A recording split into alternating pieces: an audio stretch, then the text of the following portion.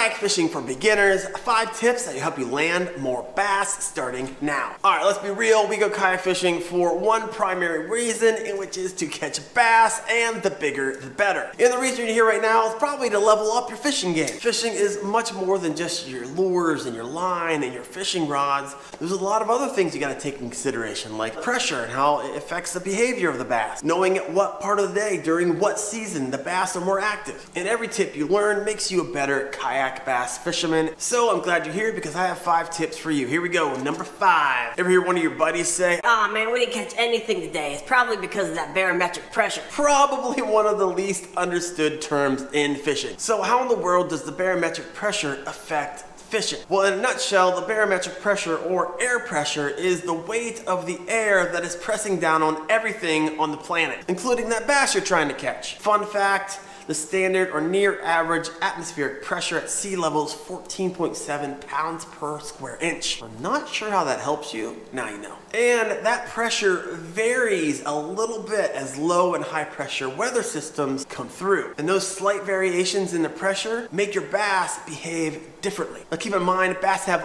awesome pressure sensing systems. For instance, that lateral line, that line that runs along the side of the fish, contains a plethora of sensory organs that allows that fish to detect vibration and pressure, especially those weather variations. This is why you have lures that rattle. This is why you have lures that thump. This is why you're taught to run a lot of those lures off the rocks, make these bangs and thumps to get the bass attention, to get that reaction bite. We're trying to elicit that lateral line of that fish to say, hey, that's food, eat it. I'm sure you've heard all kinds of theories on this, but here's some tips to take into consideration. If you want to increase your chances of catching a bass, the best time to fish is actually when the barometric pressure has been steady for a few days. Fishing gets a little bit harder when the weather is improving, rising pressure, and get ready to slay those bass when there's falling pressure or when the weather's getting bad. So in summary, rising pressure, tough fishing; stable pressure, start planning your trip; and falling pressure, stop what you're doing, go grab your poles, it's feeding time. All right, bass fishing tip number 4, fish the active times. You might already think you know the answer to this. Oh, fish in the morning or right before dusk, these are the best times. Well, not exactly, because the answer is actually variable based off of the season. The early bird doesn't always get the worms. Sometimes the early bird gets skunked. Here's some tips for you. If you're fishing the spring, the best time to fish is your afternoon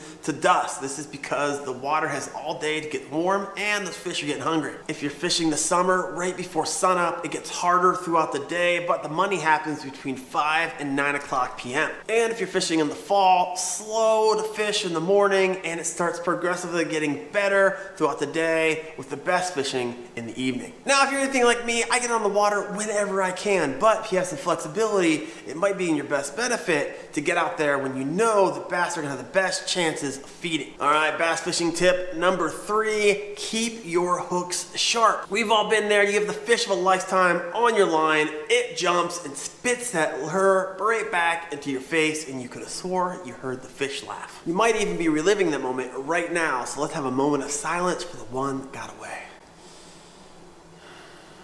Now, here's the thing. The mouth of a largemouth bass is full of 3 things: bones, muscle, and tendon. And if you have a dull hook, it's not gonna do the trick. Take an extra 10 seconds, test your hook, and sharpen them before you throw your lures out. To test them, it's really easy. Do the fingernail test. Really, just take your hook, run it along your fingernail, and if it creates a white line like you see right there, you have a sharp hook, you're good to go. If it doesn't create that line, if you really have put a lot of pressure in order to create that, well, then you need to sharpen your hook. The good news is that hook sharpeners are really cheap. This thing was like $5, and I just did a video on this, how to sharpen your fishing hooks and not make the most common mistakes. So I'll throw that video up at the end of this video, and I'll throw this link in the description below. All right, kayak bass fishing tip number 2, fish shallow in the spring. This might ruffle a few feathers because a lot of people have really strong feelings about bed fishing. There's 3 things you don't talk about: politics, religion, and bed fishing. Well, it's a common known fact that spring bass hang out in their spotting beds. These are going to be places that are shallow and out of the wind, as these bass protect their eggs. Sometimes you can get lucky and they'll bite anything. Other times you cannot get a bite. Some anglers are actually look down on people who sight fish for bedding bass. They think it's unsportsmanlike. They think it's unethical. Reality is it's not illegal, and if you don't want to do it, don't do it. And leave more for me.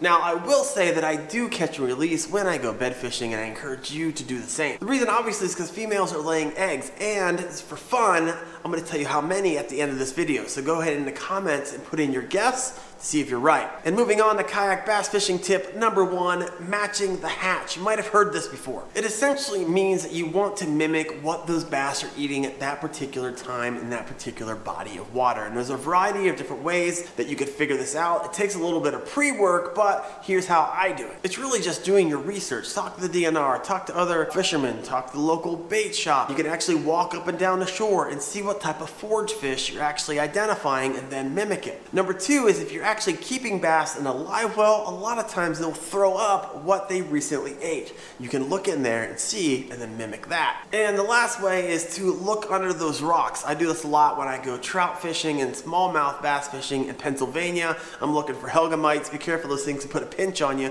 But I'm also looking for the colors of the particular crayfish in that time, and then I'm matching those colors to my artificials. Not to freak you out at all, but careful when you're pulling up those rocks. I've discovered a few snakes in my time. And here's the answer to how many eggs a nest may have in it during spawning stage. A female may lay around 12,000 eggs, but on average, only about 12 of those will survive, actually reaching a length of 10 inches. And if you like this, you really love this one right here, 9 beginner kayak fishing mistakes I made and you should avoid.